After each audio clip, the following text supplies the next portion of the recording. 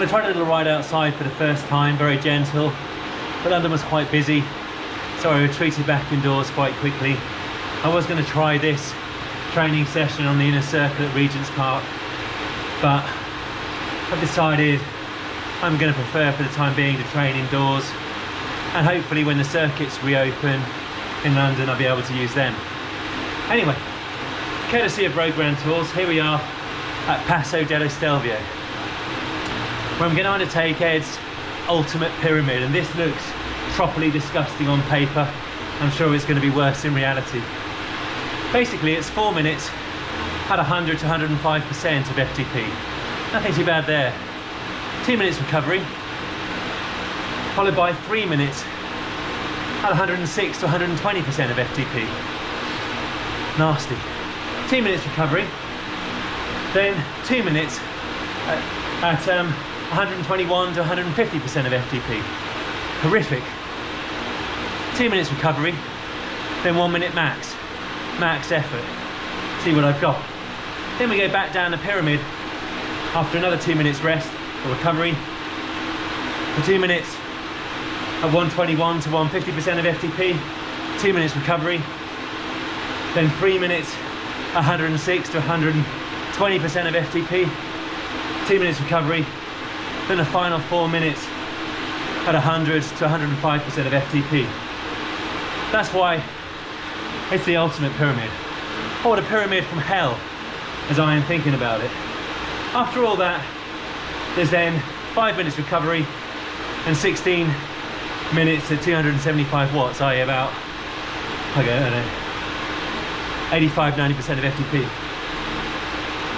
So I've had the warm up, going to commence the efforts when the clock gets to 8 minutes. Okay, here comes the first effort at 100 to 105% of FTP for 4 minutes.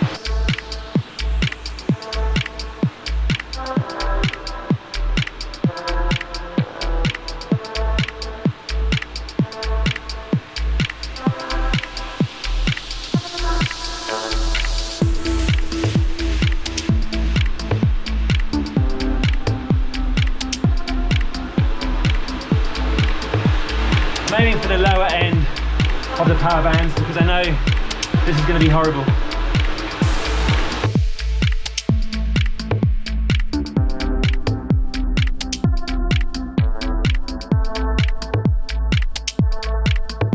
Coming up for 1 minute max, aiming for north of 400.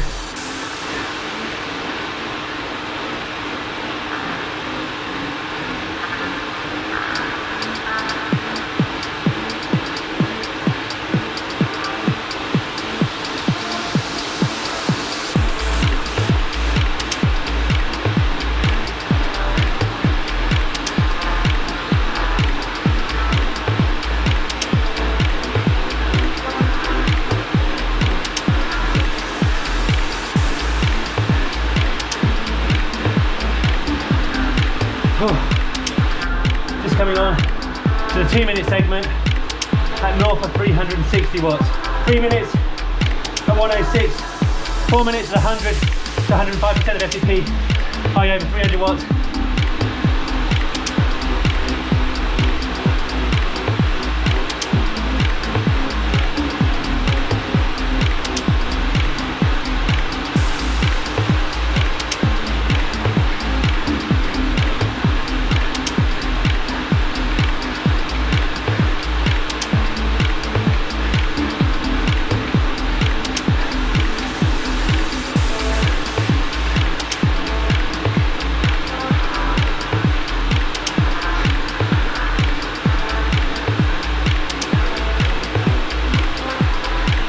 Oh, that was horrible.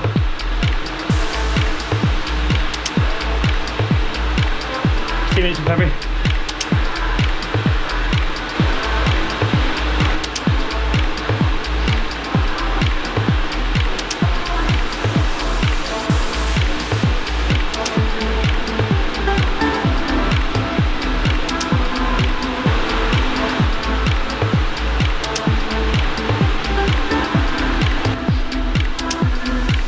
I've extended the 16-minute threshold to more than 20.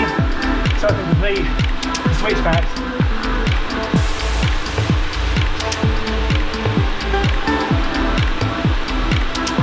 I've been in the 250 to 270 range.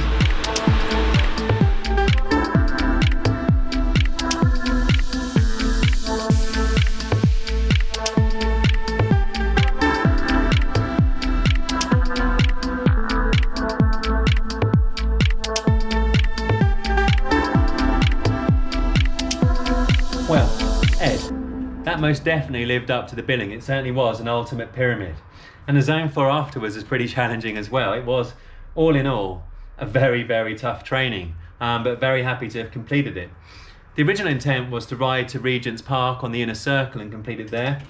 But in all honesty, I just wasn't feeling very comfortable out on the roads in the week in central London. It was just too busy, even at kind of 6:15 in the morning, and that's why I aborted and came back here. Wasn't feeling like training really after that, but I am glad I persisted, and that's often the way when you don't feel like training. If you persist, you're rewarded, and you know, I soon kind of focused on the efforts in hand, hit a bit of an equilibrium, and you know, started just grinding out the intervals. Very happy to have completed it. It was great also to complete Passo Dello Stelvio. I had to look at the words there to get it right. Once again, Road Grand Tour cycling have excelled there. It's a really, really absorbing climb, and those switchbacks at the end, really cool. And there's like a little kind of segment, I guess, where people have a leaderboard to see who can hit that segment the quickest at the end of the climb. So turning to the power, I was pretty much in the ranges the whole time, probably the bottom third of the ranges, but nonetheless in the ranges. Just the pyramid itself had normalized power of 310 watts, and that includes a 2-minute recovery. So that just shows you how tough that pyramid was. My peak power for a minute was 446 watts. My peak 2-minute power was 381 watts, so well and truly in the zones there. I need to find what the 3-minute power was, but the 5 minutes was 325 watts, and that again indicates that I was well and truly in the zones for the the power ranges in the pyramid. And then turning to the tempo at the end, or the zone 4 at the end, I averaged 268 watts over about 26 minutes. So again, very happy to do that. And in that first 3 minutes, I really thought I wasn't going to complete it. But what you find when you're in that zone 4 after such hard efforts beforehand, if you persist for 2-3 minutes, the heart rate kind of equalized around the sort of 170, 175 level, and you kind of hit a nice kind of pace and an infernal tempo. So yeah, good to have got that banked. Now time for some nutrition and on to work. Unusually I've got to drive out today, so I need to minimise the liquid. Therefore, new concoction. All of this combined. Starting with the hippie milk, scoop of the greens,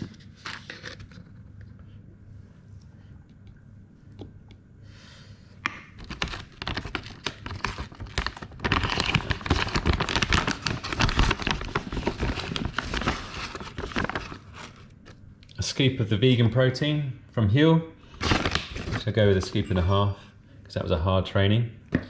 And then, now this is the difficult bit to do one-handed. Let's see. Oops. Oh dear. Ooh. Okay, that's probably enough.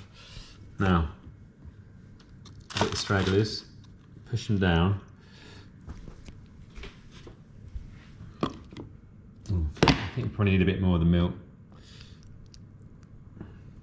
It's going to be a tight squeeze here.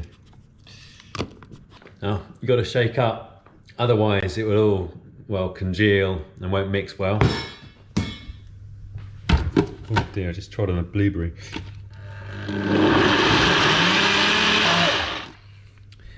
The NutriBullet didn't much like that.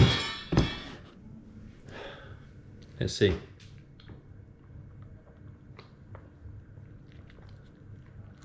Yeah, probably not the best. Vanilla-y, minty, blueberry mix. It's okay. It's better than okay. It's all right, actually. Probably won't be doing it too often, though. And now for the post-workout pièce de résistance, an unusual carb source, Jane made rhubarb crumble. and here's some leftovers, and it's very crumbly, rhubarb crumble. And I know it's good. And yes, I am eating it cold. I do like cold crumble. That's good. Loads of carbs there, fast digesting, replenishing the glycogen. Tastes good.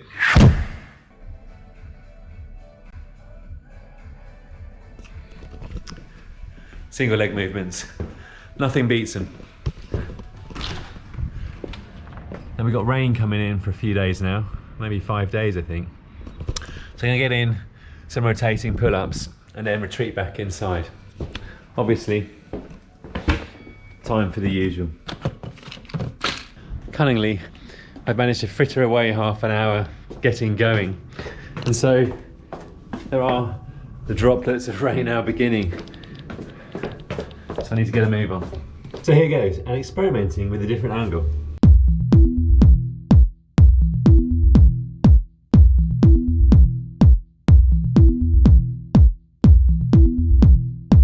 One extra rep.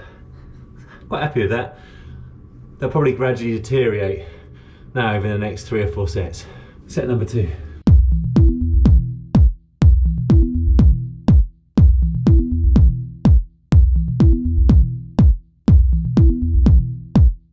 Didn't expect to drop 2 reps there, but there we go.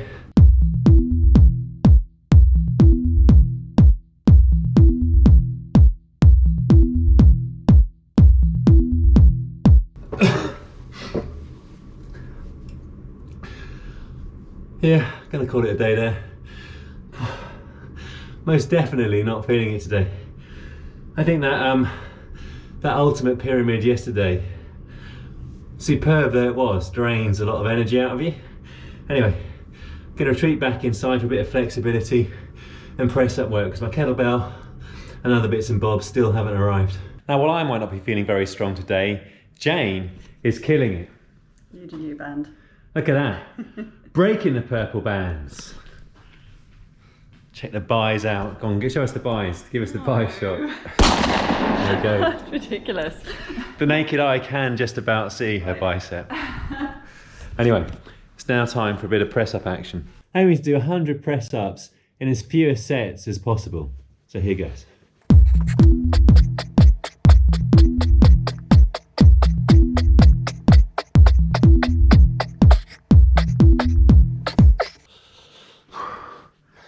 Only 30.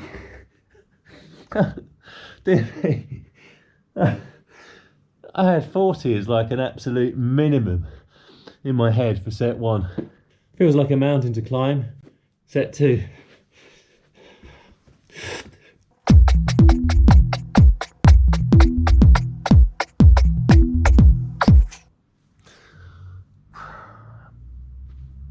Set number 3.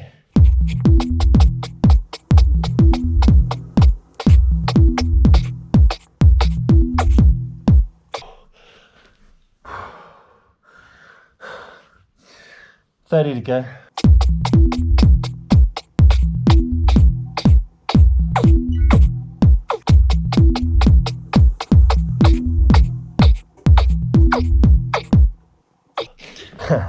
Two to spare.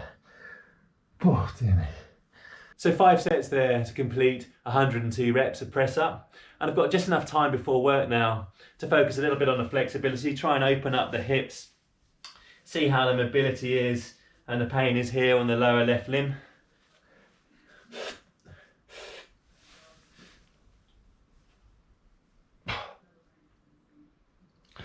Trying to focus on keeping the chest up, try and get the back straight, sitting on the heels, knees out over the toes. It doesn't feel as painful as it did on the previous couple of attempts at this.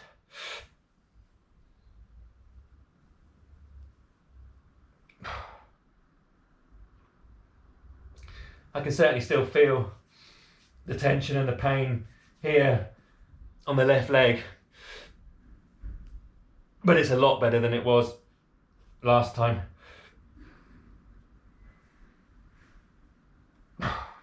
The depth is better.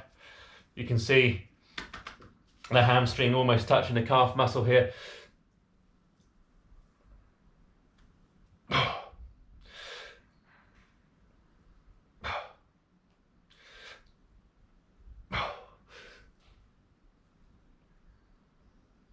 Nice straight back, a little bit more upright, not as bent forwards.